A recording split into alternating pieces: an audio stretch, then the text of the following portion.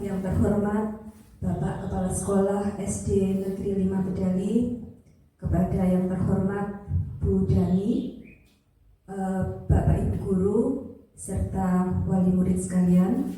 Alhamdulillahirrabbilalamin. Segala puji bagi Allah atas segala limpahan rahmat, nikmat dan karunia-Nya, sehingga di siang hari ini kita bisa berkumpul dalam acara penyebaran pemahaman dan penerapan budaya positif.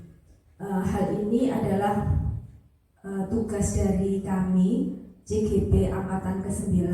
Di sini saya Anis Riznawati dan rekan saya Bu Andian Kusumawardani mendapatkan tugas untuk melakukan aksi nyata modul 1.4. Alhamdulillah kami berdua sudah berjalan hingga tahap ini. Kita sudah melampaui kurang lebih hampir 3 bulan kita melalui proses. Sudah kita melalui modul dari modul 1.1 sampai 1.4. Dan saya berharap semoga kedepannya juga semakin diberikan kelancaran dalam proses pendidikan ini. Salawat serta salam semoga senantiasa tercurah kepada junjungan Nabi kita Nabi Muhammad SAW, Nabi yang senantiasa kita harapkan syafaatnya di yaumil akhir nanti. Bapak Ibu yang kami hormati, adapun susunan acara pada kegiatan diseminasi kali ini yaitu yang pertama pembukaan, kemudian sambutan dari Bapak Kepala Sekolah, yang ketiga acara inti yaitu pemaparan oleh 2 JGP. Nanti akan kita bagi menjadi 2 sesi. Ada saya sebagai pemateri pertama dan Bu Andian Kusumawardani sebagai pemateri kedua. Untuk kelancaran acara pada siang hari ini, marilah kita awali dengan membaca basmalah. Bismillahirrahmanirrahim. Untuk selanjutnya kami persilahkan kepada Bapak Kepala Sekolah untuk memberikan sambutannya.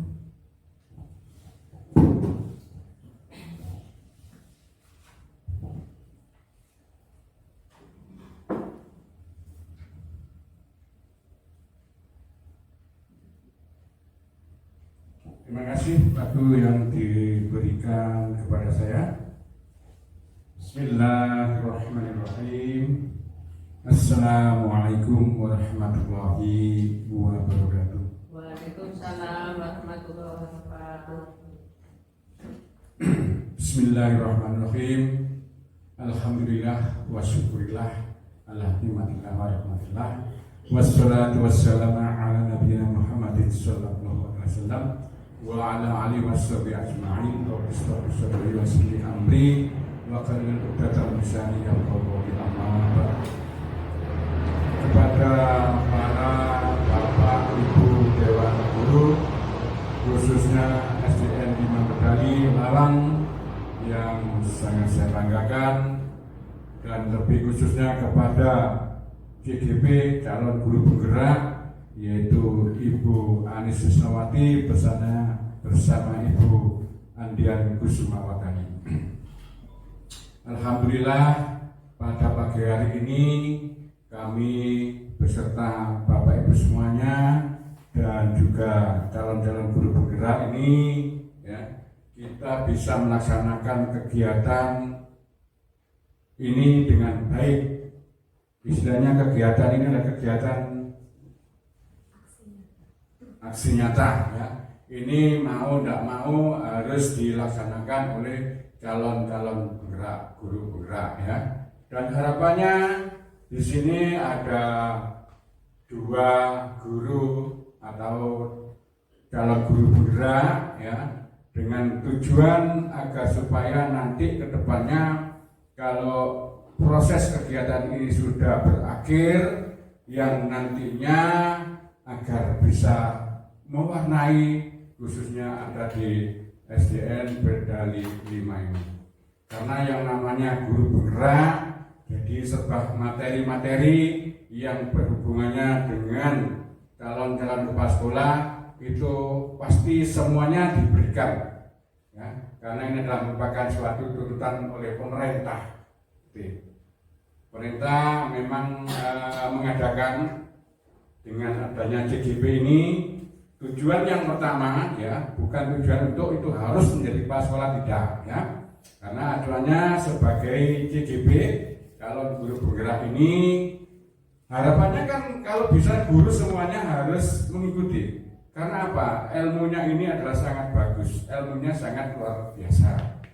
Jadi calon-calon guru penggerak, khususnya kalau masalah kepangkatan sudah memenuhi syarat atau sudah mendapatkan sertifikat dari guru penggerak, ya, kalau itu dianggap oleh pimpinan, ya, layak untuk diajukan jadi kepala sekolah, tentunya juga harus diajukan. Sehingga nanti diajukan ke tingkat dinas kabupaten, nanti akan bisa dikukuhkan oleh Bapak Bupati yang endingnya nanti menjadi kepala sekolah. Dan kepala sekolah ini juga harus sempat ditempatkan di mana saja, harus, karena ini ya sudah, bahwa istilahnya calon guru penggerak ini sudah materinya sudah cukup luar biasa.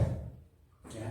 Kalau dibandingkan dengan LP2KS, kalau dulu memang LP2KS ya, itu perbandingannya dengan CGP tidak terlalu jauh. Saya sendiri waktu ada pemaparan di daerah Gonegri pada waktu itu, saya juga menyimak sambutan-sambutan oleh pematerinya ini, memang tidak jauh beda ya. Tidak jauh beda materi yang telah disampaikan oleh beliau-beliaunya. Nah, ya saya harapkan di antara guru-guru penggerak ini memang harus siap, karena ilmunya sudah siap ya. Jadi karena materi sangat luar biasa, sangat banyak yang dihayai, dan saya sendiri juga kasihan kalau nyawa kepada calon-calon guru penggerak ini, karena selalu dikejar-kejar oleh waktu, dan tugas-tugas selalu ada, baik siang maupun malam ya. Saya bisa menyaksikan sendiri di antaranya calon-calon guru penggerak ini memang sibuk sekali, bahkan nggak ngereken pada keluarganya kalau itu sudah ada materi ya, harus modul ini harus dilaksanakan misalkan ya, itu sampai malam ya, mengabaikan masalah pekerjaan yang ada di rumah karena demi untuk kepentingan calon guru penggerak ini. Karena materinya yang sangat dituntut, yang sangat luar biasa, mau dan tidak mau, karena untuk calon-calon guru penggerak ini istilahnya sudah memasuki, ya harus dilaksanakan dengan baik. Nggak tahu itu bagaimana, ada rintangan dalam bentuk apapun, ini selalu kita abaikan. Yang utamanya kita harus melaksanakan kegiatan ini. Yang namanya adalah guru penggerak, yang nantinya endingnya itu harus bisa menggerakkan, misalkan di lembaga ya, harus bisa menggerakkan, ibarat leader ya. Kalau di LP2KS kan leader, jadi nanti sebagai pemimpin yang ada di lembaga harus bisa menggerakkan terhadap bawahnya, bagaimana supaya nanti bisa aman, bisa sejahtera, tentram, semuanya akan terkendali. Harapannya begitu ya. Jadi untuk kegiatan guru-guru penggerak ini jelas nanti kalau memenuhi syarat segalanya akan diajukan oleh dinas tempat, diajukan lagi ke kabupaten, akhirnya akan dikukuhkan, ditempatkan menjadi kepala sekolah. Jadi saya harapkan untuk calon-calon guru penggerak ini memang harus benar-benar siap, tidak ada alasan-alasan yang lain. Karena saya juga melihat sepintas calon-calon guru penggerak ini kalau nggak salah ya itu ada 4 modul. Bahkan ini diantara bawaan Sita ini yang terlibat atau yang masuk dalam guru penggerak ini hampir sudah berjalan 2 bulan ya. Ini hanya masih mengerjakan modul 1 dan harus dipaparkan oleh semacam ini ya.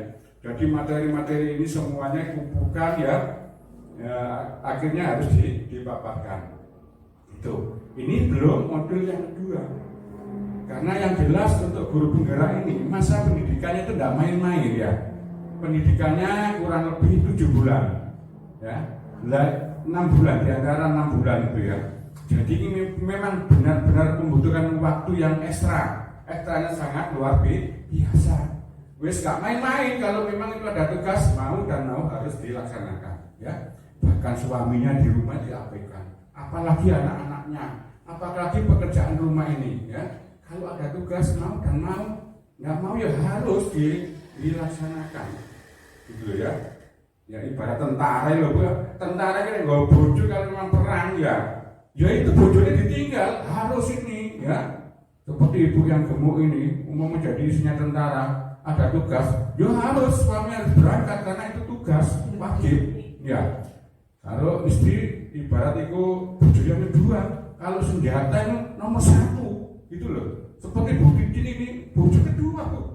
Ini kalau di sistem militer, ya sama saja dengan di guru penggerak ini. Kalau memang ada tugas secara emergensi, mau dan tidak mau harus dilaksanakan. Biar tuntas, tugas-tugasnya tuntas. Kalau sudah selesai tugasnya berakhir itu nanti sudah enak, ya. Dianggap sudah aman, dan gitu ya. Itu harapan dari guru penggerak. Dan sebagai CGP tentunya harus bisa memotivasi, ya, terhadap guru-guru yang ada di lingkungan, ya, yang ada di lembaga. Jadi turut serta mengikuti program-program CGP. Jadi semuanya yang ada, keluarga besar yang ada di lembaga ini harus turut serta ikut mendukung, ya. Bagaimana di antara teman-teman kita ini yang sudah memasuki kegiatan guru penggerak ini harus didukung. Bagaimana supaya di antara teman-teman ini, ya, termasuk Ibu Anis, Ibu Andani ini, ya, semuanya harus selalu mendukung.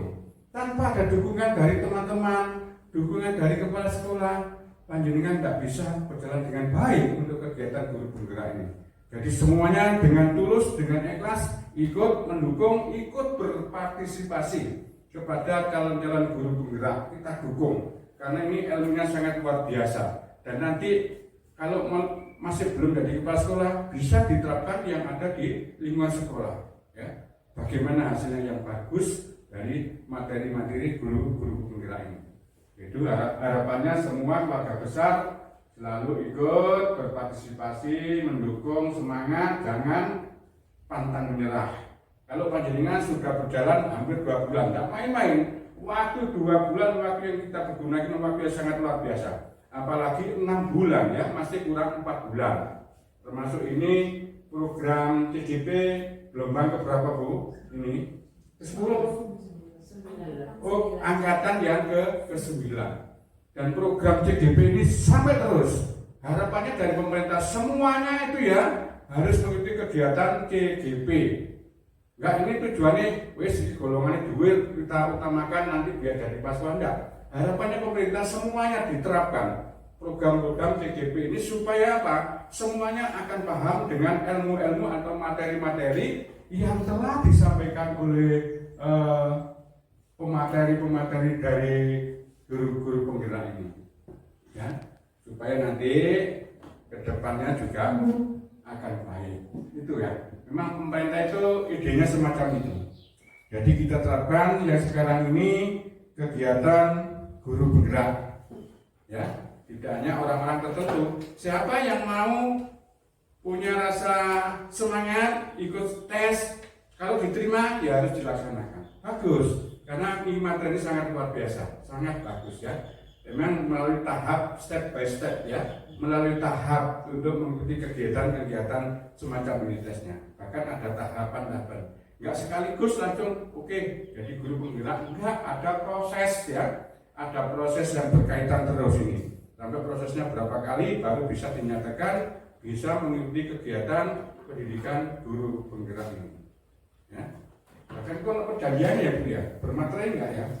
Nah, apalagi itu, ya, kalau sudah masuk itu ya harus dilaksanakan karena ada suatu perjanjian. Jangan sampai lepas atau turut di, ya, putus di perjalanan karena sudah ada niat. Tidak ada niat, ya, sejemane hasilnya pun walaupun diberi materi sampai modul 1, 2, 3, 4, kalau rasa semangatnya, ya, nggak ada, Ya koyoknya hatinya itu putus asa begitu. Tidak bisa masuk, jadi tidak bisa kita serap ilmu yang baik yang telah dipaparkan oleh pemateri-pemateri itu. Tapi kalau mulai awal dilandasi dengan rasa semangat ya, rasa yang sangat luar biasa ya, pasti nanti panjenengan tetap semangat melaksanakan kegiatan ini dari awal sampai dengan akhir. Karena ada apa? Karena kita sudah komitmen, istilahnya kita mulai awal sampai pertengahan sampai akhir kita laksanakan dengan baik, mau tidak mau harus itu ya. Dan harapannya nanti kalau sudah ada guru penggerak selesai dan sebagainya ya, semua guru bisa menjalankan ya peranan sebagai ya sebaik mungkin yang ada di lembaga ini. Jadi nanti istilahnya guru-guru akan ketularan nanti. Jadi ilmunya ditularkan, semuanya nanti akan berkembang dengan baik. Pasti. Dan nanti kalau sudah ada guru penggerak misalkan di sini kebetulan 2, kalau sudah selesai tidak bisa cara menerapkan di ada lembaga, nanti ya istilahnya ya kurang pas ilmunya. Mau nggak mau juga harus diterapkan dan kerjasama yang baik dengan Dewan Guru semuanya.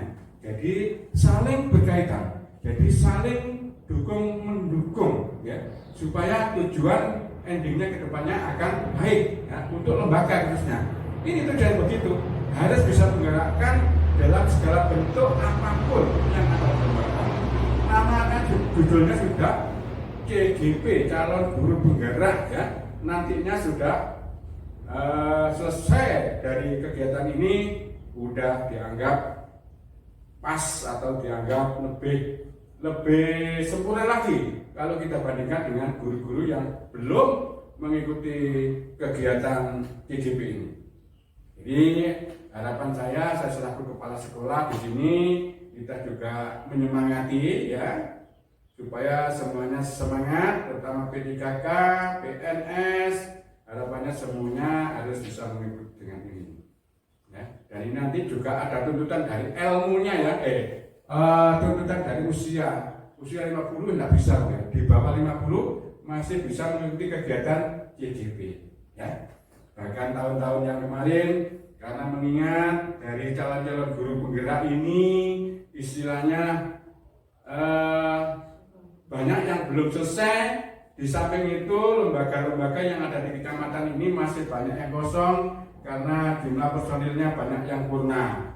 Sehingga harapannya itu kan mengharapkan dari lulusan dari guru penggerak. Akhirnya pemerintah juga mengambil kebijakan dari usia-usia yang 50 tahun ke atas boleh dijadikan sebagai kepala sekolah juga melalui workshop, insya Allah kurang lebih 1 minggu. Nah ini sudah berjalan hampir 1 tahun ya. Jadi selanjutnya itu yang jelas untuk mengisi ya lembaga-lembaga yang masih belum ada kepala sekolah. Bahkan sampai sekarang di kecamatan Halang ini banyak yang kosong, hampir 19 yang kosong. Hanya kepala sekolah yang merangkap 1 sampai 4. Panjenengan bisa membayangkan sendiri bagaimana untuk membagi waktunya.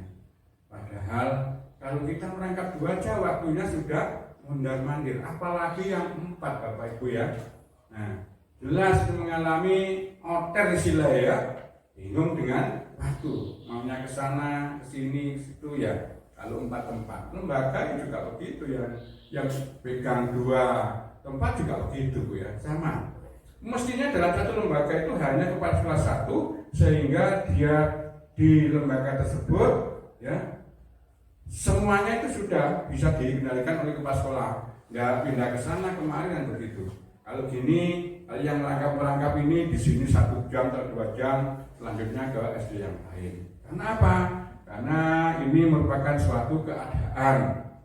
Banyak kepala sekolah yang pensiun dan banyak kepala sekolah yang belum waktunya purna meninggal kena COVID 3 tahun yang lalu itu banyak.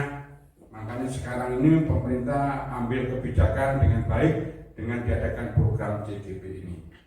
Dan harapannya program CGP nanti kalau sudah berakhir itu harus ada tuntutan ya. Tuntutannya apa? Ya memang harus bisa menggerakkan.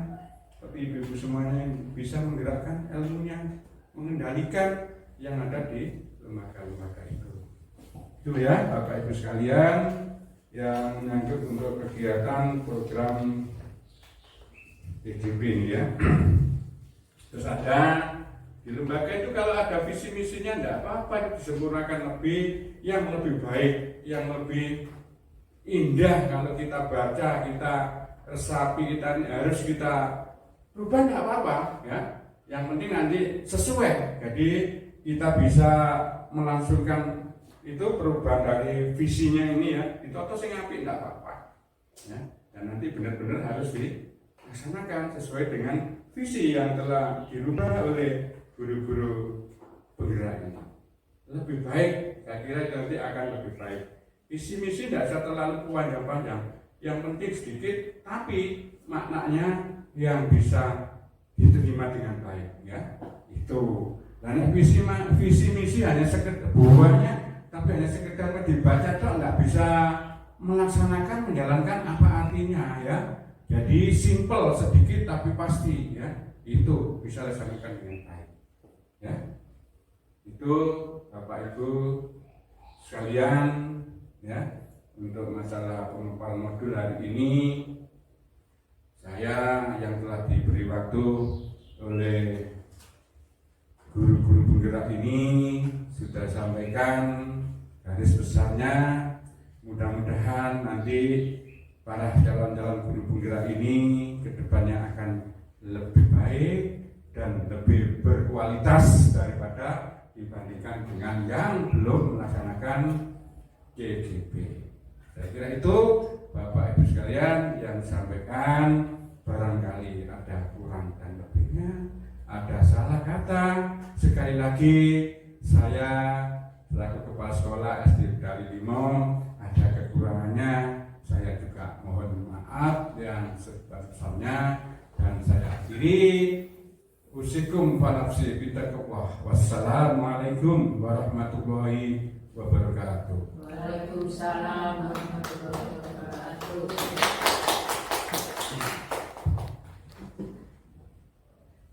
Terima kasih kepada Bapak Kepala Sekolah atas sambutannya, di mana sambutan dari beliau memberikan dukungan dan motivasi terutama kepada saya dan Bu Dani untuk benar-benar melaksanakan program guru penggerak ini dengan sebaik mungkin, dan tentunya dukungan dari Bapak Ibu semua yang sangat membantu kami nantinya untuk kedepannya.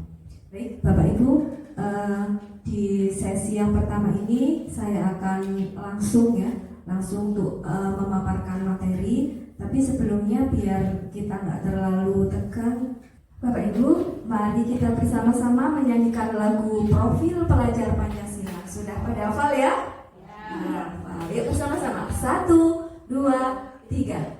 Pelajar Pancasila beriman dan bertakwa pada Tuhan Yang Esa, dan berakhlak mulia, berkebinekaan global, gotong royong mandiri, kreatif dan bernalar kritis. Oke, tepuk tangan semua.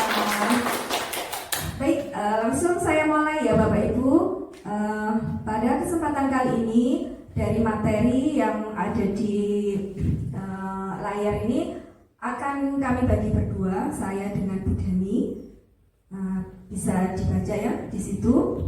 Nah, untuk yang pertama adalah perubahan tentang paradigma baru pendidikan.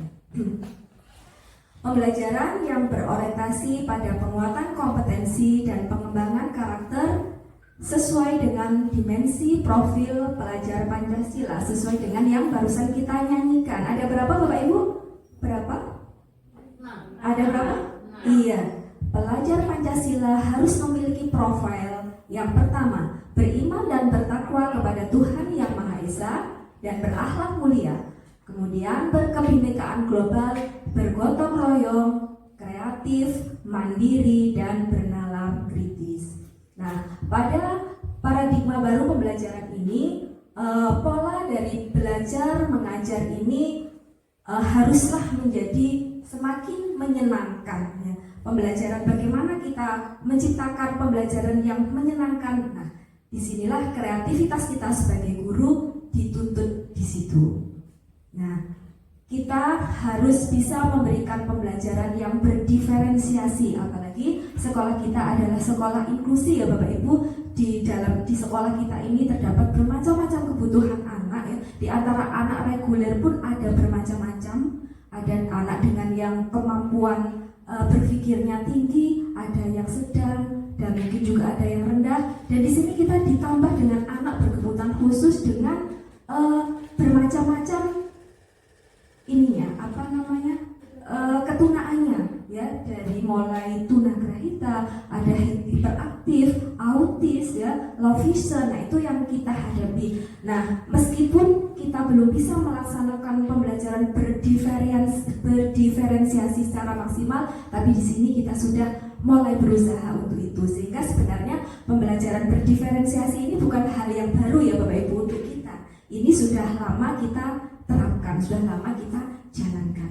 Nah, dalam paradigma pembelajaran yang baru ini, guru harus memberikan kesempatan kepada murid untuk bisa belajar sesuai dengan bakat, minatnya, sesuai dengan kesiapan belajarnya dan potensinya. Intinya, ketika kita memberikan pembelajaran kepada siswa-siswa kita, tidak digebyah uyah, dalam artian disamakan semuanya.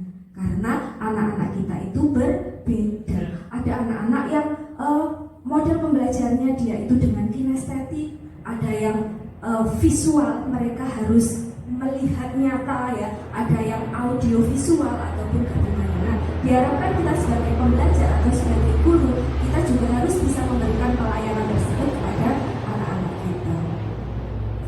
Nah, dalam apa sih bedanya antara paradigma lama dengan paradigma baru ya? Jadi mungkin nanti Bapak Ibu bisa, saya ada di posisi mana sebenarnya, yang sudah saya lakukan itu saya ada di posisi mana. Apakah saya masih dianggap sebagai orang yang dulu ya, dengan model pembelajaran yang lampau, atau saya sudah masuk kepada paradigma baru. Yang pertama, paradigma lama yaitu asumsi bahwa siswa adalah penerima pengetahuan. Jadi di sini memposisikan bahwa siswa itu hanya belajar kalau gurunya yang memberikan. Jadi tetap guru yang paling utama. Guru memberikan pembelajaran sebanyak-banyaknya atau full materi ya, penuh dengan materi. Guru merupakan satu-satunya sumber pengetahuan dan metode pembelajaran secara klasikal dan banyak memberikan catatan. Jadi PR kita ya Ibu ya, kalau mungkin masih orang-orang dulu berpikir namanya sekolah itu kalau bukunya ada isinya, seperti itu ya. Kalau catatannya itu banyak, bahkan akan dimarahi kalau pulang-pulang tidak membawa catatan. Nah, ternyata untuk saat ini tidak seperti itu.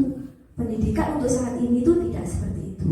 Nah, ini bisa dikatakan bahwa paradigma lama ini masih beracu pada teacher center. Jadi semuanya itu berpusat pada guru. Yang kedua adalah paradigma baru, yaitu di sini lebih mengutamakan keaktifan siswa untuk mengkonstruksi pemikirannya sendiri. Siswa bukan hanya penerima pengetahuan pasif dari gurunya, melainkan sebagai individu yang aktif memproses segala informasi yang ditemukan dari lingkungan untuk memperoleh pemahamannya sendiri. Jadi di sini siswa itu mendapatkan pengetahuan itu bukan dari semata-mata guru yang memberi, tapi apa? Dari siswa juga ada upaya untuk mendapatkan suatu ilmu pengetahuan. Bagaimana itu bisa terjadi? Yang pertama tentunya anak-anak juga harus memperbanyak literasinya. Makanya kan Bapak Ibu di setiap kelasnya ya pasti ada pojok baca ya, sudah dijalankan ya, di situ ada buku-buku yang bisa menambah wawasan anak-anak sehingga anak-anak itu kedepannya itu menjadi anak yang aktif. Jadi tidak hanya menunggu dari gurunya, dia bisa memperoleh pengetahuan dari hasil browsing.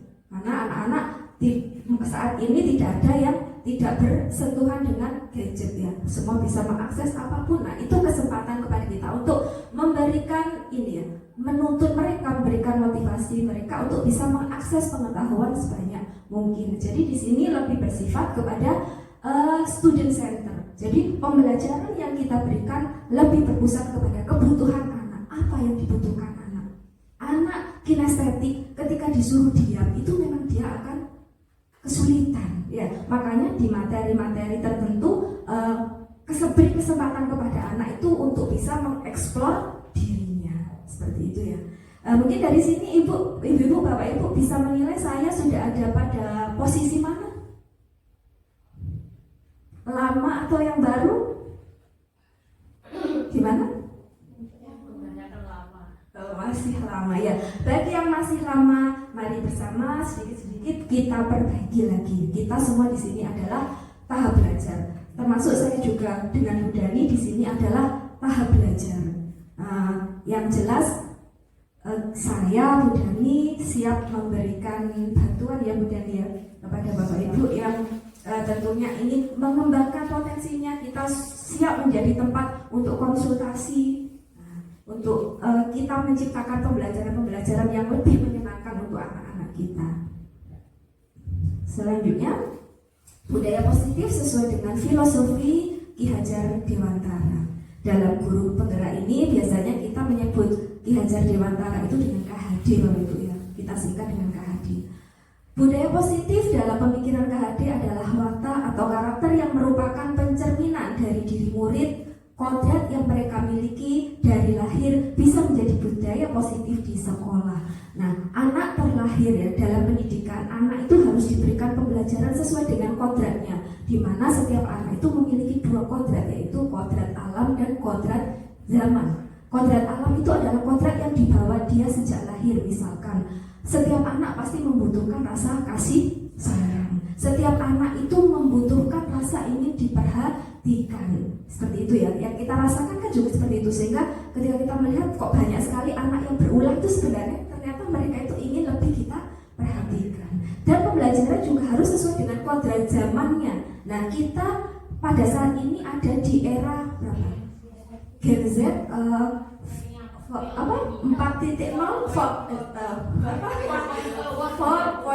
ya. Nah, di mana ilmu pengetahuan itu sudah tidak bisa terbendung lagi.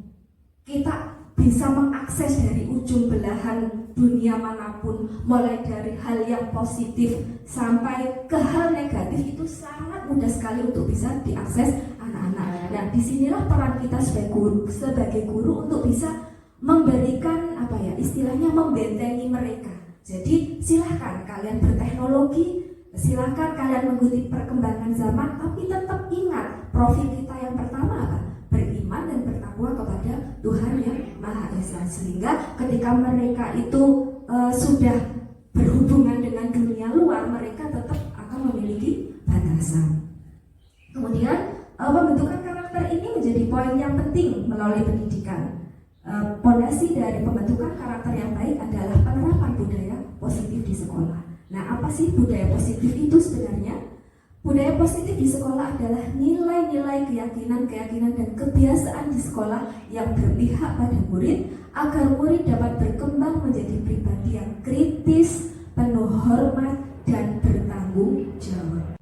Materi selanjutnya yaitu miskonsepsi tentang kontrol menurut Dr. William Glasser. Dalam teorinya,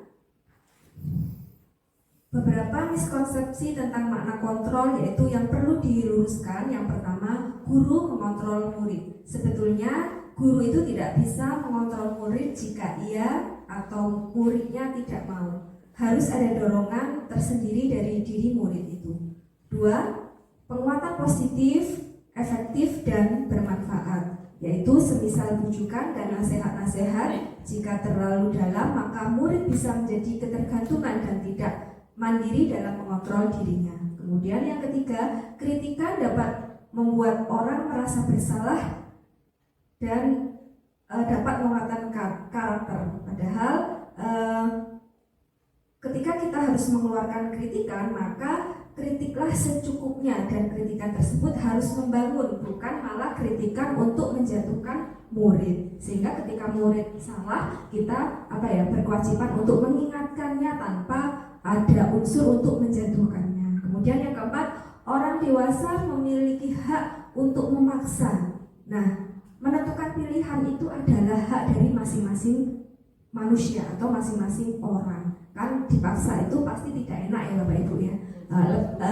Lebih enak kalau itu muncul dari dalam dirinya sendiri. Selanjutnya ada perubahan paradigma stimulus respon ke pendekatan teori kontrol. Ya, ada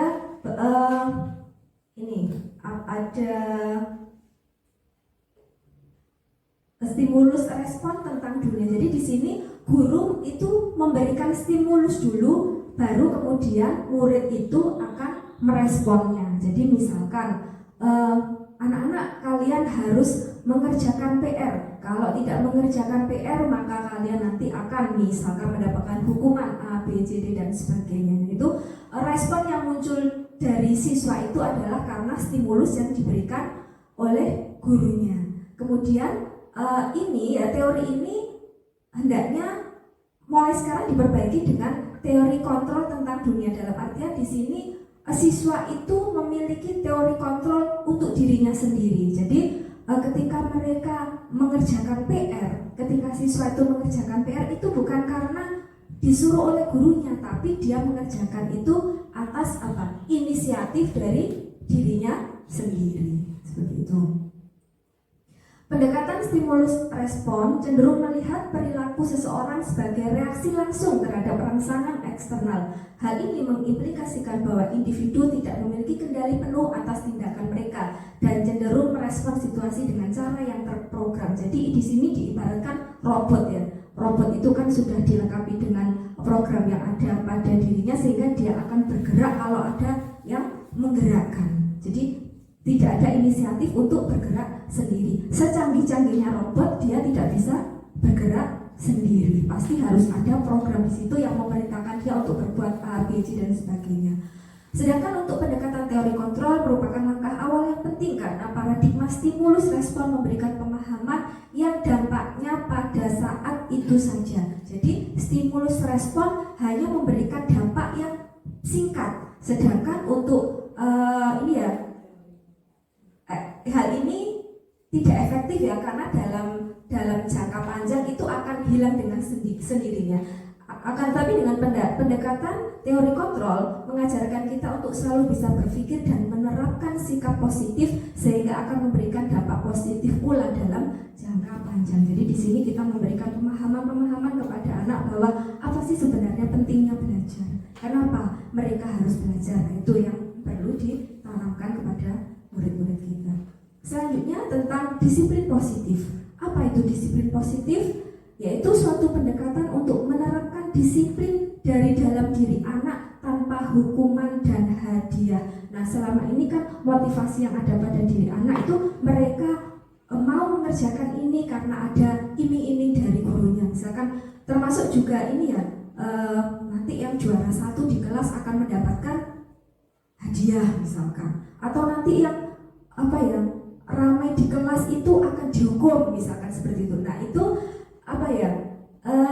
anak itu masih dia itu berperilaku disiplin hanya karena di situ ada hukuman dan ada hadiah. Jadi itu belum muncul dari dirinya sendiri. Sedangkan pendekatan disiplin positif menitik beratkan pada pendekatan yang positif, memotivasi, merefleksi kesalahan, menghargai, membangun logika solutif dan bersifat jangka panjang. Nah, anak-anak yang sudah memiliki disiplin positif ini, misalkan ketika mereka melihat sampah ya Bapak Ibu ya, melihat sampah di kelas tanpa disuruh mereka sudah akan mengambil sendiri untuk dibuang ke tempat sampah. Beda jika anak yang belum menerapkan disiplin positif ini, dia cuek aja melihat sampah di kelasnya atau yang dia lihat dia akan biarkan saja. Itu bedanya seperti itu. Disiplin yang dimaksud adalah disiplin diri yang memiliki motivasi internal. Seorang murid harus paham betul mengapa mereka berperilaku, sehingga motivasi yang terbangun adalah motivasi intrinsik, yaitu motivasi yang berasal dari dalam dirinya sendiri. Jadi perilaku yang mereka lakukan bukan karena takut karena hukuman, bukan takut mendapatkan hukuman ataupun karena iming-iming hadiah, akan tetapi murni dari diri mereka sendiri. Jadi jelas nih Bapak Ibu ya tentang disiplin positif itu seperti ini. Sebagai seorang pendidik, tujuan kita adalah menciptakan anak-anak yang memiliki disiplin diri sehingga bisa berperilaku sesuai dengan nilai-nilai dan memiliki motivasi intrinsik. Disiplin harus lahir dari diri siswa, bukan karena takut hukuman dan juga ingin mendapatkan penghargaan. Nah ini ya, jadi ini motivasi perilaku manusia menurut ini ya teorinya Diane Kosen ya. Ada motivasi intrinsik, yaitu menghindari ketidaknyamanan karena hukuman atau mendapatkan imbalan dari orang lain, atau motivasi itu dari dalam diri sendiri, atau disebut motivasi intrinsik, menjadi orang yang mereka inginkan dan menghargai diri sendiri dengan nilai-nilai yang mereka percaya. Nah ini bagian terakhir dari materi saya, yaitu tentang kebutuhan dasar manusia. Jadi Bapak Ibu, kalau bisa kita simpulkan ya, sebenarnya manusia itu memiliki 5 kebutuhan dasar. Ini menurut William Glasser ya.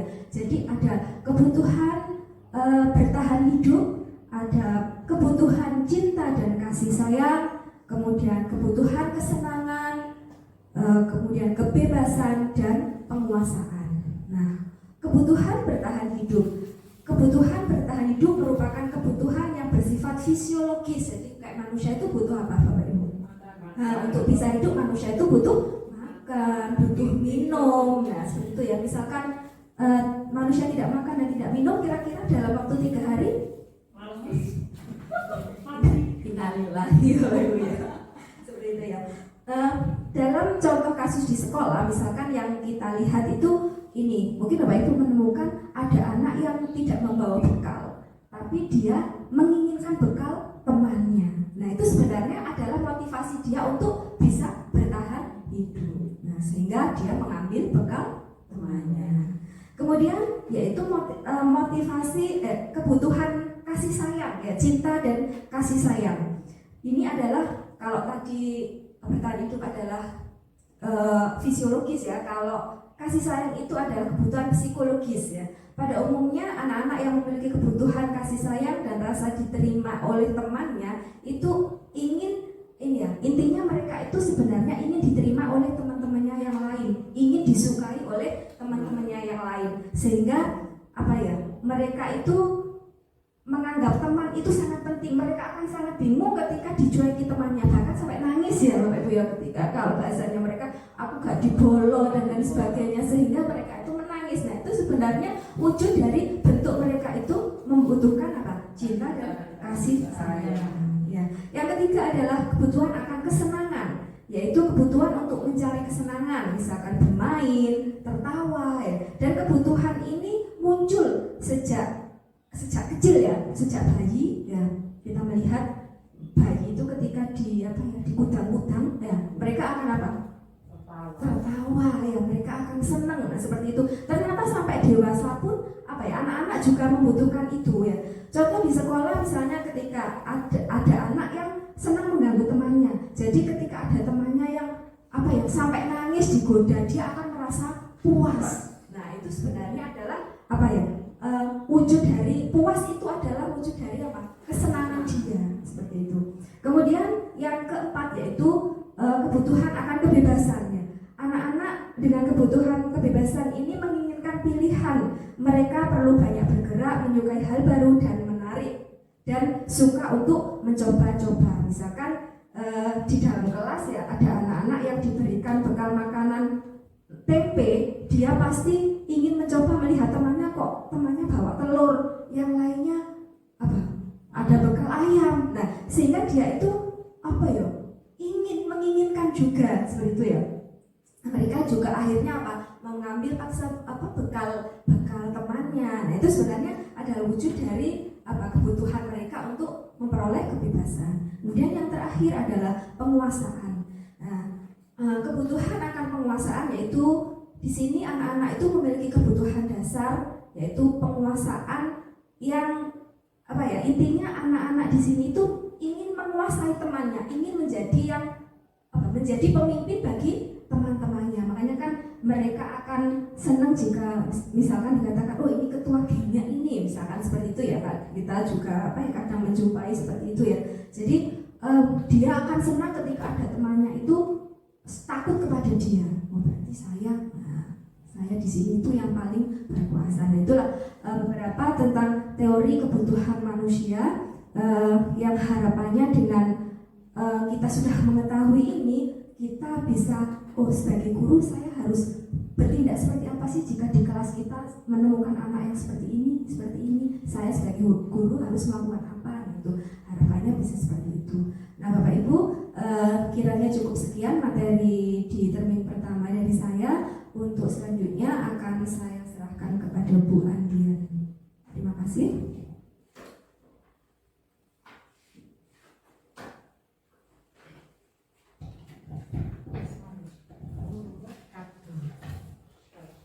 Assalamualaikum warahmatullahi wabarakatuh. Waalaikumsalam warahmatullahi wabarakatuh. Ya, ini setelah saya lihat ini kayaknya sudah mulai lelah wajah lelah ya. Mari kita melakukan ice breaking dulu ya sebelum kita melanjutkan pelajaran. Ya, siap ya Ibu? Ya. Ini ice breakingnya tentang apa? Penguin ya, tapi posisi duduk saja. Oke? Ya, mulai.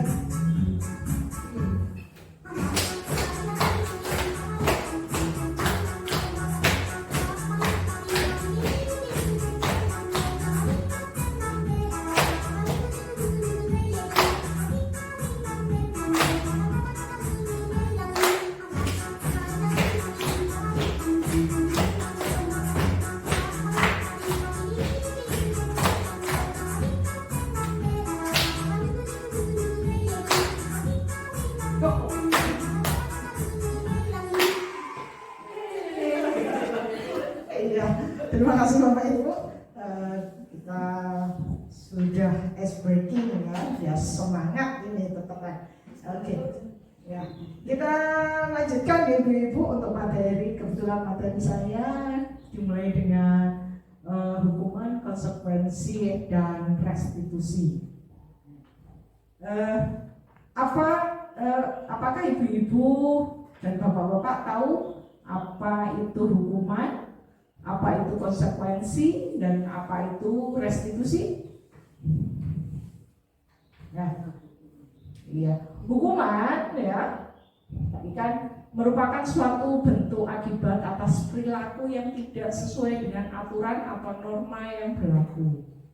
Seperti kita ketahui mungkin di kelas kita ya sudah ibu-ibu dan bapak-bapak mungkin sudah menemukan di kelas kita yang tidak mengerjakan PR. Nah, kemudian ada yang atributnya waktu upacara tidak lengkap, atau ada murid-murid kita yang rame saat diterangkan. Nah, biasanya guru-guru ya kita melakukan suatu hukuman. Nah, baik itu hukumannya bisa berupa fisik atau juga bisa berupa verbal. Nah, berupa fisik biasanya ayo berdiri di pojok. Nah, itu kan berarti hukumannya berupa fisik, atau lari keliling lapangan 10 kali. Nah, itu berarti wujudnya adalah fisik. Ada juga hormat bendera. Kemudian ada juga yang bentuknya verbal. Bentuk verbal berarti kamu ini kayak gitu. Jadi marah-marah ya nanti akan menimbulkan rasa sakit hati pada siswa kita. Nah, pada hukuman itu diberikan kepada murid itu secara spontan.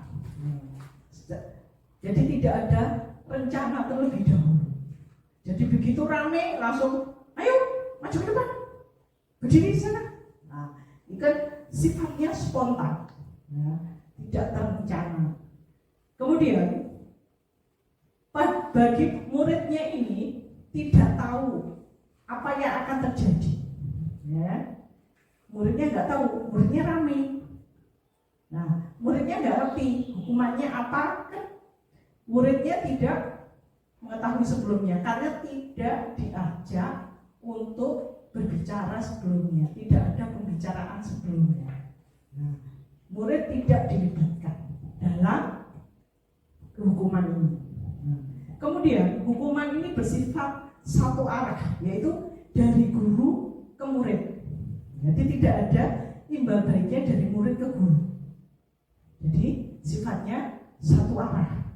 Kemudian berupa wujudnya tadi bisa verbal maupun fisik. Jadi sudah ya. Kemudian hukuman itu tidak berjalan, ya, jika muridnya tidak takut. Ada yang murid kita diberi hukuman malah ketawa, malah senang. Kenapa? Karena dia merasa tidak takut akan hukuman. Akhirnya hukuman itu tidak efektif. Kan maksudnya hukuman ini merubah, ya kan? Merubah murid itu jadi lebih baik. Maksudnya guru seperti itu. Tetapi kalau kejadiannya muridnya tidak takut, maka hukumannya tidak akan berhasil. Nah, sekarang konsekuensi, bedanya apa dengan hukuman?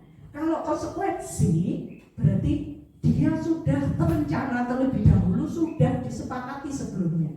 Nah, misalnya Bapak Ibu membuat peraturan kelas, siapa yang tidak membawa buku maju ke depan, nah kayak gitu. Atau menuliskan di buku, saya akan membawa buku setiap hari sampai 1 lembar. Nah, kayak gitu. Tapi itu sudah disepakati sebelumnya.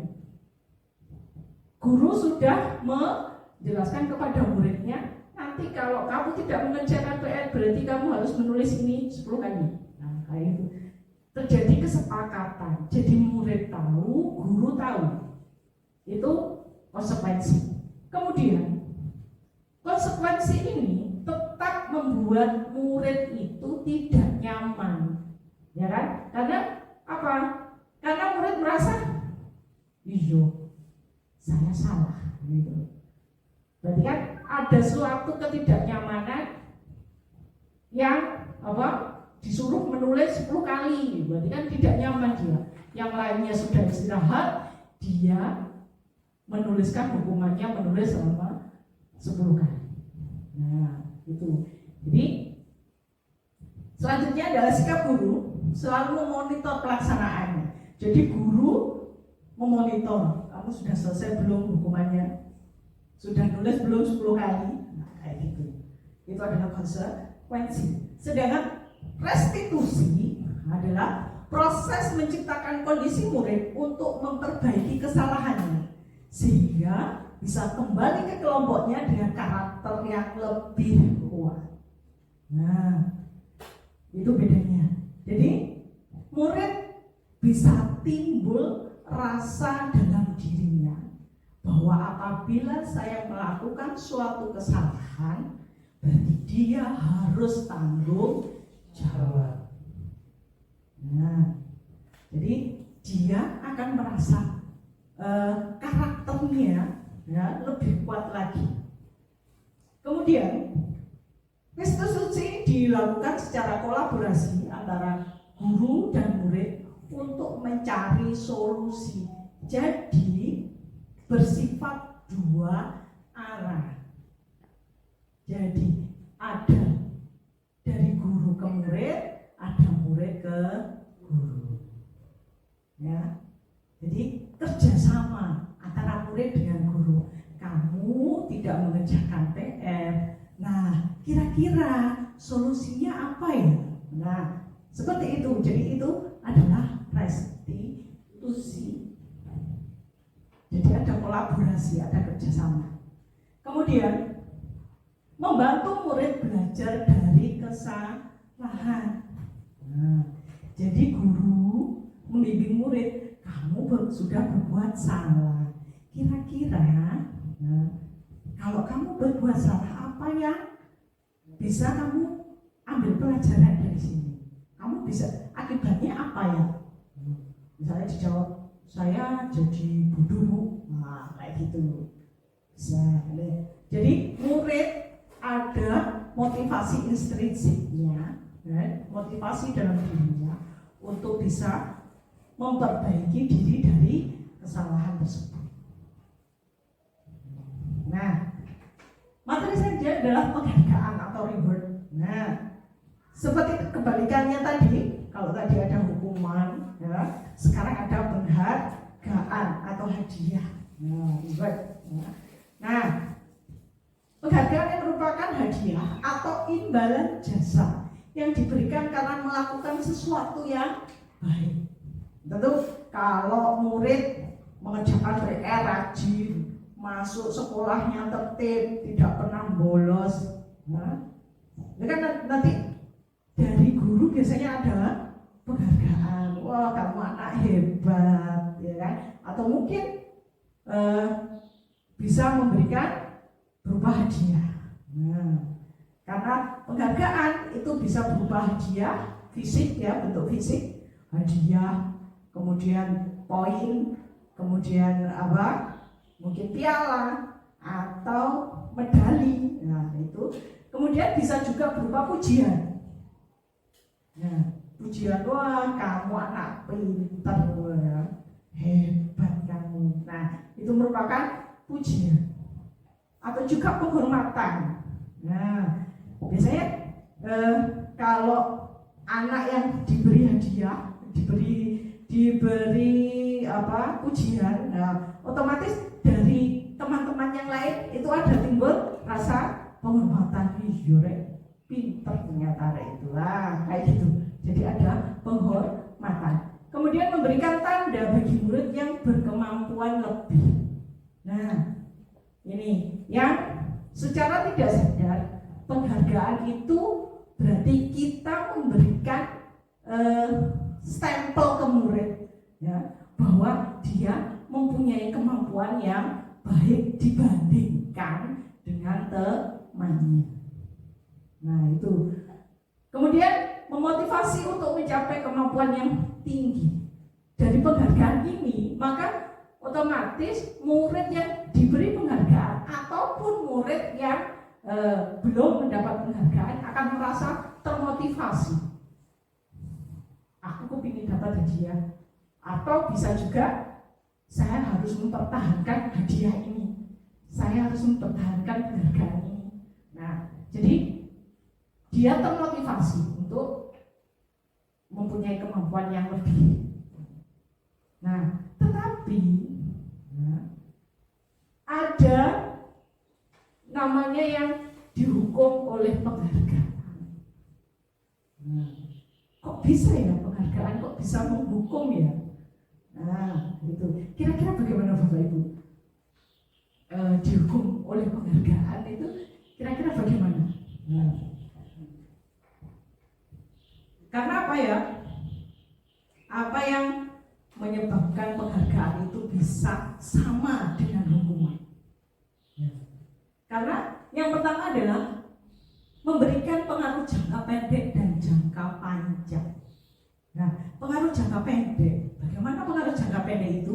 Jadi penghargaan, ya, waktu ada murid kita juara, nah kita langsung memberikan hadiah. Nah, jangka pendeknya anaknya itu merasa senang, ya, merasa bangga, gitu. Atau murid kita setelah mengerjakan tugas yang lain tidak bisa, kemudian ada salah satu yang bisa, kemudian dipuji, wah kamu anak hebat. Nah, ini jangka pendeknya, ya, murid akan termotivasi. Tetapi jangka panjangnya bagaimana? Jangka panjangnya, kalau murid itu tidak mendapat hadiah, maka dia akan merasa kecewa, ya. Apalagi ya, kalau muridnya turun peringkat dari juara 1 ke juara 2. Nah, otomatis akan membuat rasa kecewa, ya kan? Wah, aku gak juara main. Akhirnya apa? Akhirnya dia merasa harga dirinya turun juga. Oh, berarti aku berbuat kesalahan karena gak belajar. Ya, jadi ada timbul harga dirinya turun. Nah, itu adalah jangka panjangnya. Kemudian penghargaan, ya, kalau lama dilaksanakan, ya, itu jadi yang tidak efektif. Karena murid kadang merasa bosan, alah, paling penghargaan ini ngono, ya. Jadi ada ketidakefektifan dari penghargaan tersebut. Kemudian penghargaan merusak hubungan. Nah, penghargaan merusak hubungan ini seperti tadi, kalau dia sudah dapat nilai yang baik, terbaik di kelasnya, tapi kemudian dari gurunya tidak merespon, dia akan kecewa. Ya, berarti dia melakukan belajar yang baik agar dia dapat juara itu karena menginginkan penghargaan. Jadi bukan gara-gara saya ingin jadi orang yang lebih baik, tetapi pengen penghargaannya, gitu loh. Kalau gak dikasih penghargaan, akhirnya males mau gak dikasih penghargaan lain.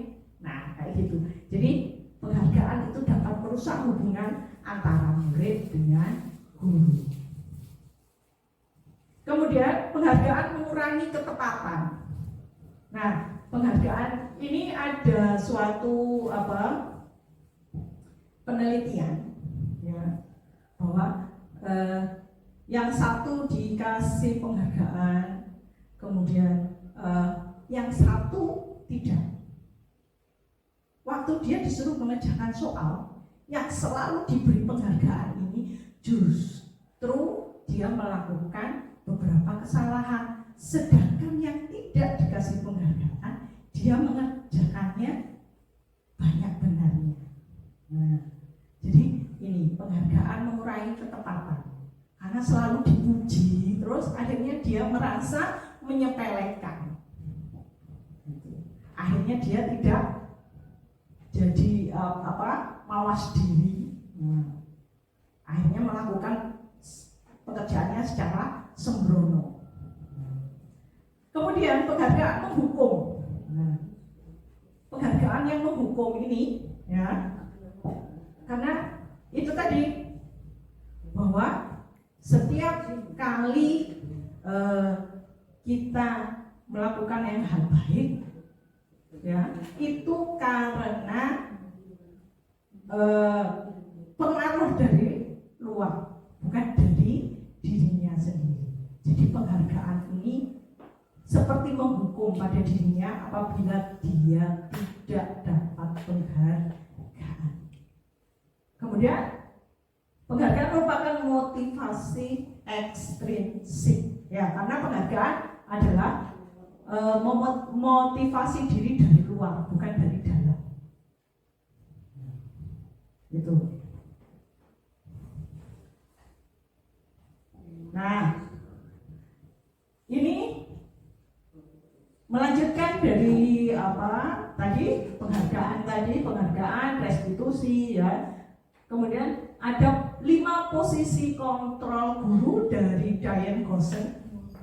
Ya, ini beliau menyatakan bahwa ada 5 posisi kontrol yang guru lakukan di sekolah biasanya.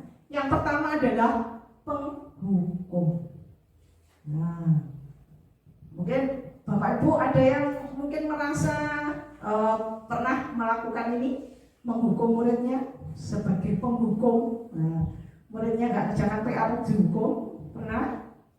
Atau muridnya rame saja, kemudian jadi dihukum, entah itu dihukum dengan kata-kata maupun dihukum dengan bentuk fisik, ya. Ada? Nah, ya.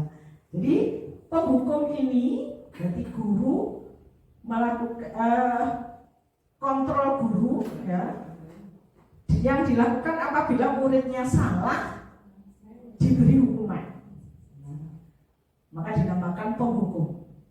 Yang kedua adalah pembuat rasa bersalah. Nah, pembuat rasa bersalah ini, ya, berarti guru posisinya adalah mengintimidasi murid sehingga murid merasa merasa lebih rendah diri, karena dia sudah melakukan suatu kesalahan. Nanti saya akan terangkan bagaimana sih contohnya kalimat yang merupakan wujud dari penghukum maupun pembuat rasa bersalah, ya. Nanti materi selanjutnya. Yang ketiga yaitu teman, ya. Ini biasanya Bapak Ibu, ya, sama murid, ya, itu interaksinya seperti teman. Ya mungkin Mbak Aini kan sama murid-murid kan seperti teman, guyon bareng, ya kan. Nah itu, jadi posisi kontrolnya adalah sebagai teman. Kalau sebagai teman kan berarti berusaha untuk tidak menyakiti temannya, ya kan. Nah jadi pinginnya temannya ini merasa tidak kecewa, tidak mengecewakan teman, ya, berusaha agar berbaik-baik dengan dia, kayak gitu. Nah, kemudian adalah posisi kontrol selanjutnya adalah pemantau. Nah, kalau pemantau ini berarti guru itu sudah sesuai aturan. Misalnya tata tertib di sekolah menyebutkan bahwa harus setiap Senin memakai seragam merah putih dengan kaos kaki putih, sepatu hitam, ya kan, pakai dasi. Kemudian ada salah satu murid yang tidak memakai, mungkin kaos kakinya hitam. Nah, karena ada tata tertib sekolah yang menyebutkan tidak boleh memakai kaos kaki hitam pada hari Senin. Nah, kalau itu dilanggar, maka akan diberi hukuman. Hukumannya mungkin sudah ada ketentuannya. Hukumannya misalnya menuliskan rasa menyesal di kertas sebanyak 10 kali misalnya, itu. Nah, kalau fungsi guru sebagai pemantau ini, dia cuma sekedar misalnya memanggil anak yang berbuat salah tersebut, kemudian dia bu gurunya ini atau pak gurunya ini berkata dengan nadanya biasanya datar. Kalau pemantau itu datar nadanya. Kamu tahu peraturan di sekolah?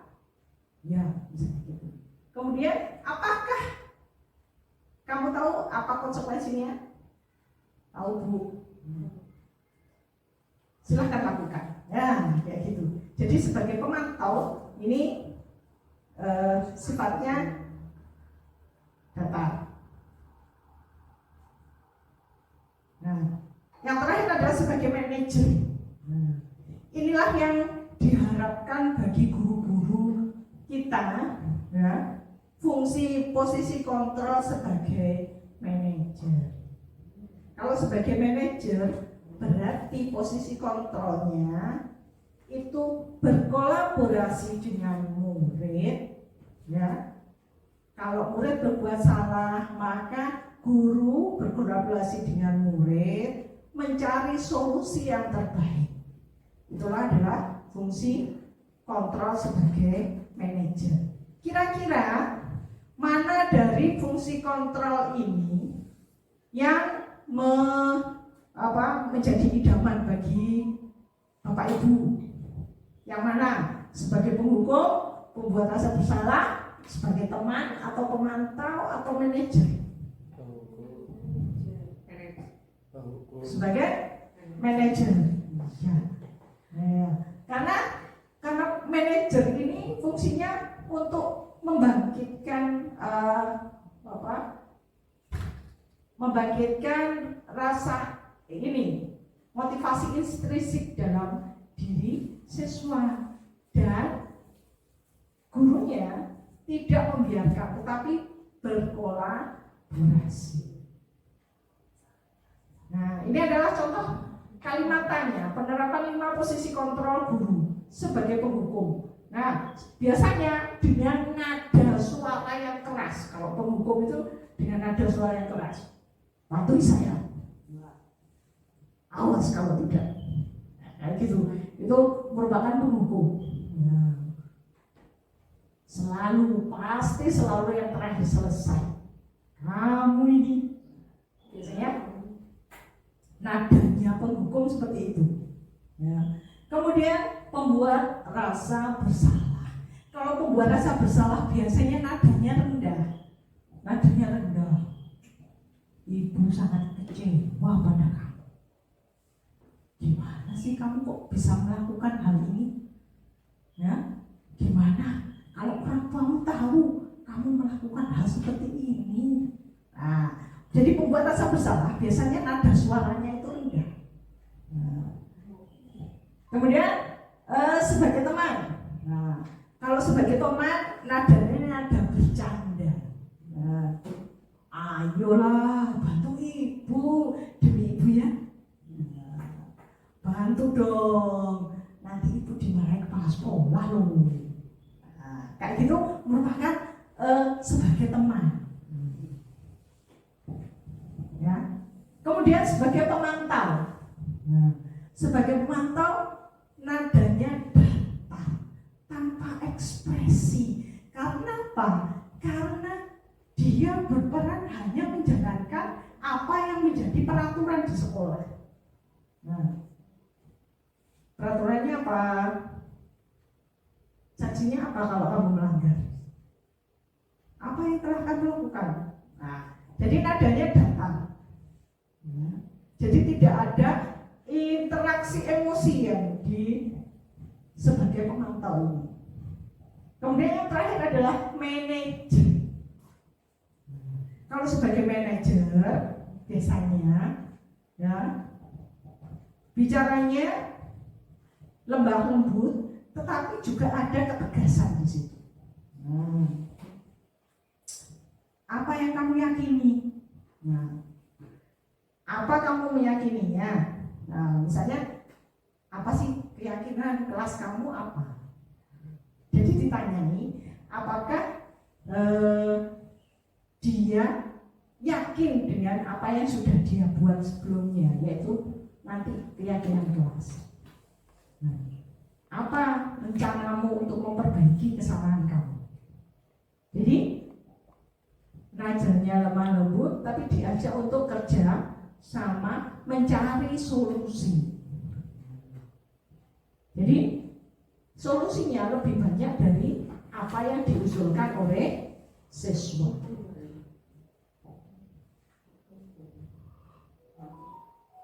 Nah, ini adalah contoh ya kasus penerapan 5 posisi kontrol guru. Kasusnya anak bertengkar dengan temannya. Nah, sekarang kata-katanya bagaimana? Kalau dari penghukum dilarang bertengkar di sekolah, kamu berdua lari keliling lapangan 10 kali. Jadi sifatnya menghukum, nadanya keras, ya, sambil nunjuk-nunjuk biasanya. Kamu, nah, itu adalah penghukum. Kemudian untuk membuat rasa bersalah, ibu kecewa kepada kamu berdua. karena sudah bertengkar di sekolah. Kalian menyebabkan pelajaran jadi berhenti. Bagaimana ini? Nah, kayak gitu. Kemudian posisi kontrol sebagai teman, bagaimana? Ayolah, jangan bertengkar. Nanti ibu ditegur oleh guru lain loh. Buat ibu itu bangga pada kalian. Nah, jadi sifatnya sebagai teman. Untuk pemantau bagaimana? Nah, pemantau karena tadi nadanya datar. Nah, kamu berdua telah melanggar peraturan. Kalian sudah tahu apa konsekuensinya jika bertengkar di sekolah? Nah, itu adalah contoh pemantau. Yang terakhir adalah manajer. Nah, sebagai manajer, ya, maka perkataannya apa yang kalian yakini sesuai dengan keyakinan apa yang kalian yakini sesuai dengan keyakinan kelas yang kita buat bersama. Kemudian apa rencana kalian untuk memperbaiki dari masalah ini? Bagaimana solusinya? Nah, itu adalah sebagai manajer.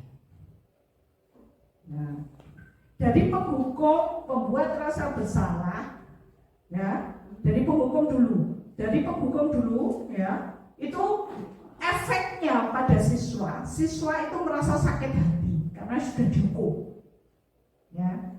Bisa juga siswa itu merasa dendam setelah dihukum. Itu efeknya pada siswa. Kemudian pembuat rasa bersalah, itu efeknya siswa dapat merasa rendah diri, ya. Karena apa? Karena sudah merasa sudah mengecewakan gurunya. Tuh. Kemudian dampaknya sebagai teman. Dampaknya sebagai teman itu siswa dapat apa? Kalau merasa bahwa gurunya sudah bukan temannya lagi, maka siswa ini akan merasa kecewa dan sakit hati, ya. Karena seperti kejadian di kelas, mungkin ada anak yang nggak dibolos temannya, kan mesti kecewa. Nah, seperti itu juga pada gurunya pada saat gurunya berposisi kontrol sebagai teman. Kalau dia tidak menjadi teman lagi, maka murid itu akan merasa kecewa. Kemudian dari ketiganya ini kira-kira efektif enggak?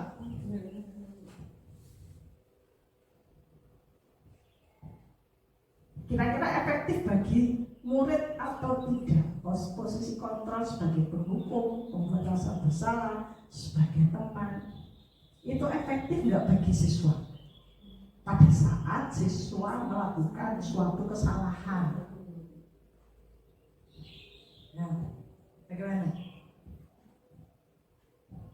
Mungkin ada yang efektif, kalau jangka panjang itu jadinya tidak efektif, ya kan? Anak yang selalu dihukum, setiap hari dihukum, misalnya setiap hari disuruh lari terus, akhirnya hukumannya tidak efektif. Kalau lain, jadi suatu habit, kebiasaan.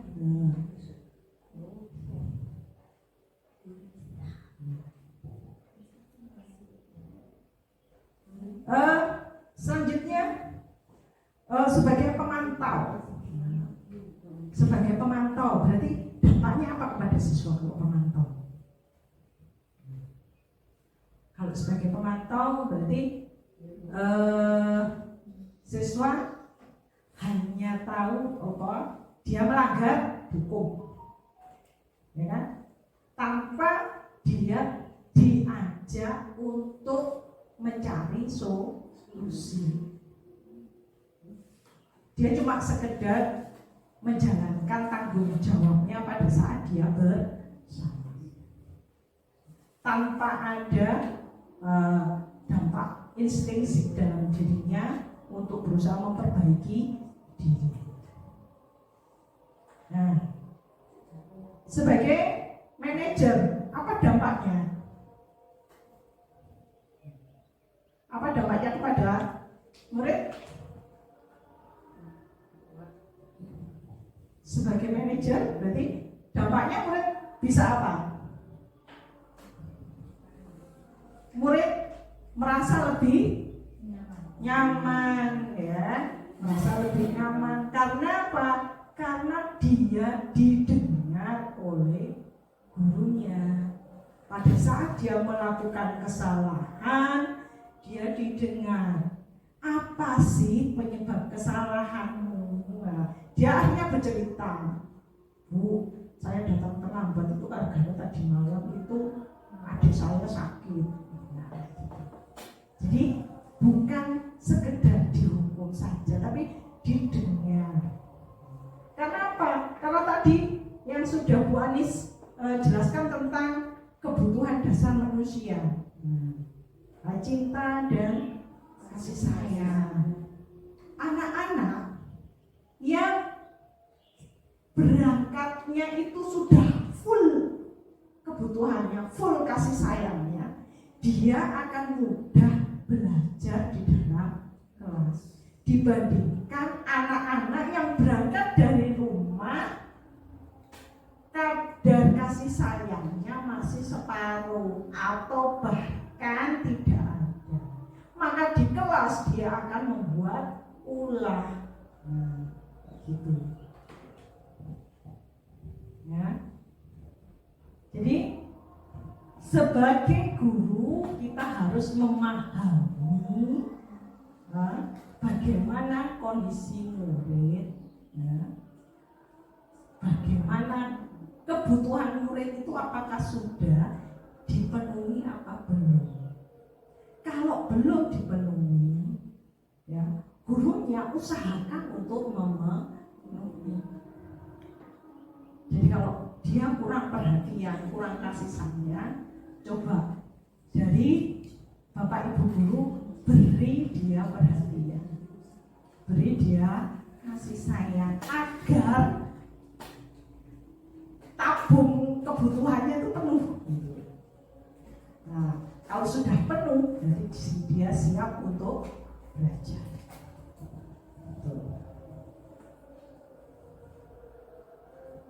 Ya, kini kita akan melanjutkan keyakinan kelas. Apa sih beda peraturan kelas dengan keyakinan kelas? Ada yang tahu? Peraturan kelas dengan keyakinan kelas.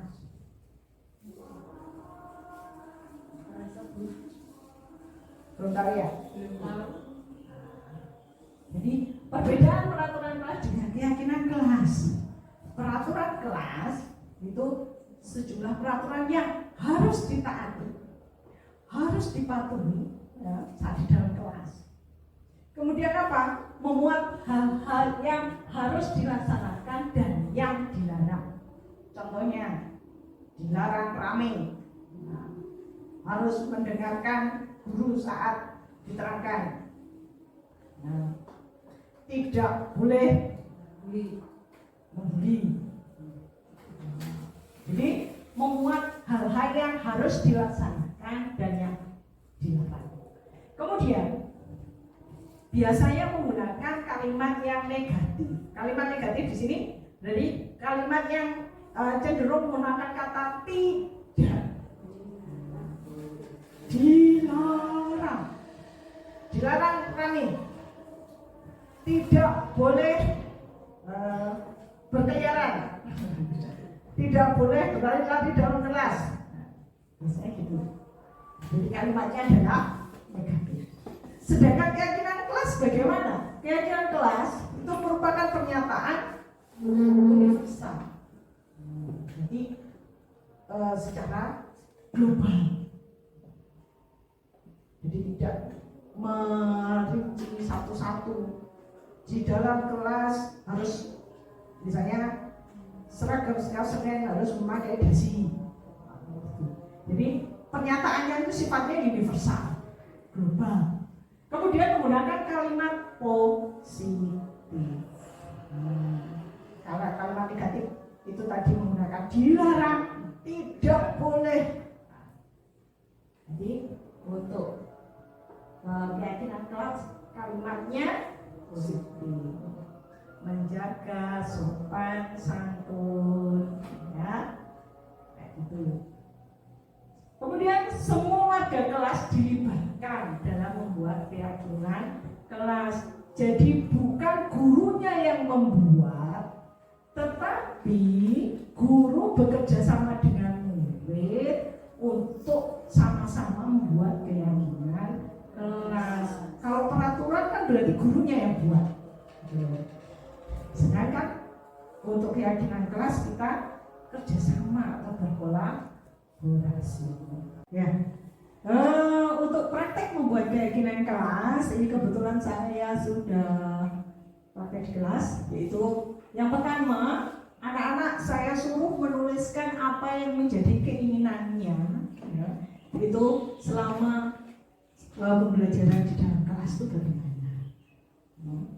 Ada yang menuliskan, saya ingin kelas saya selalu bersih, saya ingin tidak gaduh, gitu. Jadi setiap anak satu-satu saya suruh ke depan kelas menuliskan apa yang dia inginkan.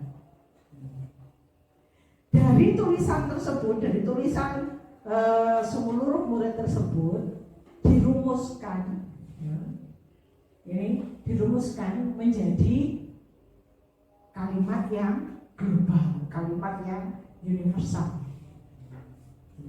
Setelah dirumuskan, kemudian saya bekerjasama dengan para murid untuk menuliskan hasil rumusan itu di atas kertas. Saya pakai kertas buffalo itu. Nah, setelah itu, setelah dirumuskan, ditulis di atas kertas, silakan dihias sesuai keinginan mereka. Kemudian keyakinan kelas itu ditempel di dinding kelas agar setiap murid dapat membacanya, sehingga murid-murid itu bisa, karena ini berasal dari keinginannya, ya, keinginan dari masing-masing murid ini, akhirnya mereka bisa meyakini, mereka sudah tahu bahwa itu keinginanku, jadi saya akan berusaha untuk mematuhinya. Jadi akhirnya apa? Timbul motivasi dari dalam diri murid untuk melakukan perubahan menuju ke arah kebaikan. Selanjutnya adalah segitiga restitusi. Ini adalah suatu proses dialog yang dijalankan oleh guru agar dapat menghasilkan murid yang mandiri dan bertanggung jawab.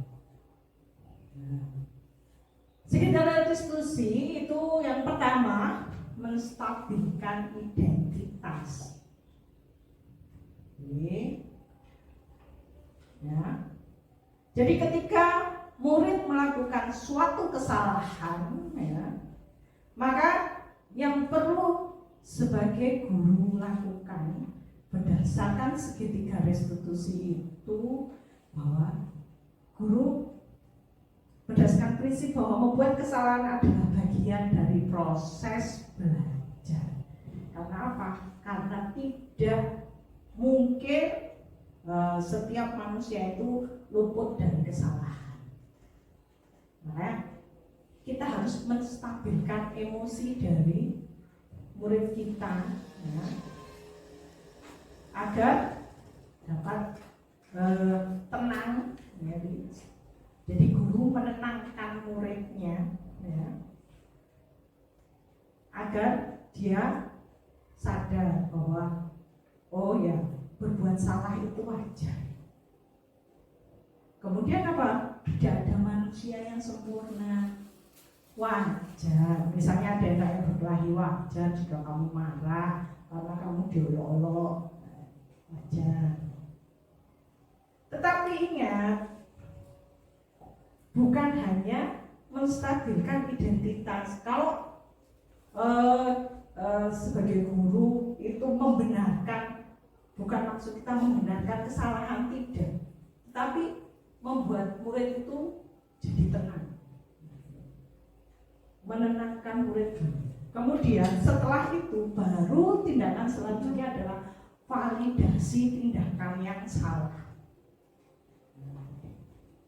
Jadi merupakan prinsip bahwa setiap perilaku berupaya memenuhi suatu kebutuhan tertentu. Contoh kalimatnya, kamu pasti punya alasan mengapa melakukan hal itu.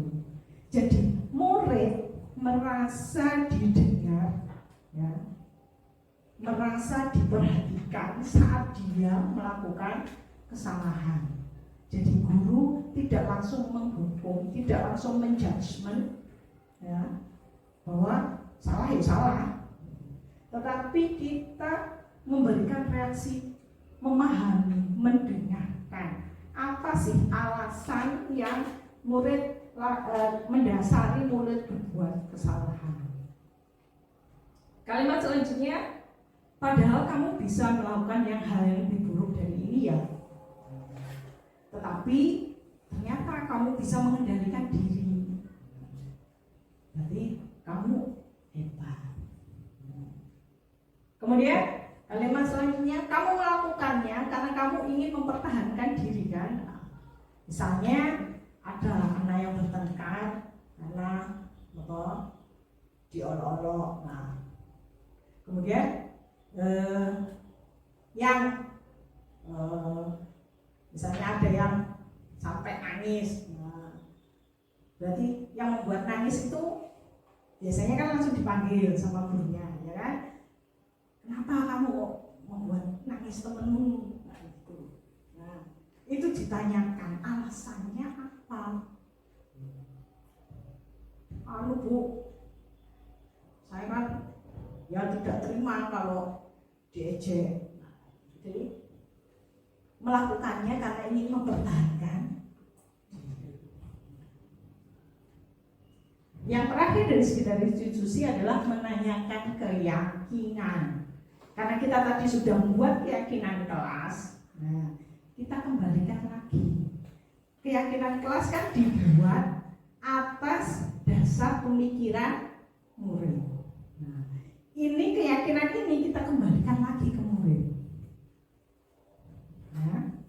Jadi berdasarkan prinsip teori kontrol yang pada dasarnya kita termotivasi secara intrinsik. Nah, jadi guru bisa bertanya pada murid, apa keyakinan kelas kita? Kita kan bikin keyakinan kelas itu bersama-sama loh. Kamu ya ikut berpendapat tentang keyakinan kelas itu. Nah, gitu. Nilai-nilai apa yang telah disepakati bersama. Keyakinan kelas kan bukan buku yang buat, ya? Kita buat bersama-sama. Nah, tuh. Kamu ingin menjadi orang seperti apa? Misalnya bertengkar, apakah kamu ingin jadi orang yang selalu pemarah? Enggak bu, ya, biasanya gitu. Nah, jadi ditanyakan apa sih dari wujud kamu yang baik, versi kamu yang baik itu apa? Ya, itu dari ya, ini adalah materi terakhir dari segitiga restitusi. Ya, terima kasih. Waktu saya kembalikan lagi ke Bu Anis, ya, mungkin dari paparan tadi ada pertanyaan bisa disampaikan.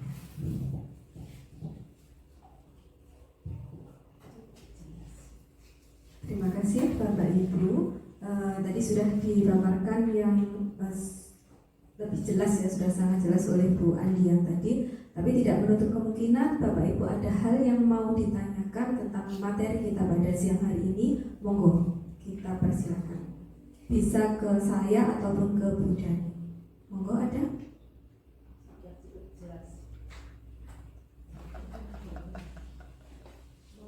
Oh iya.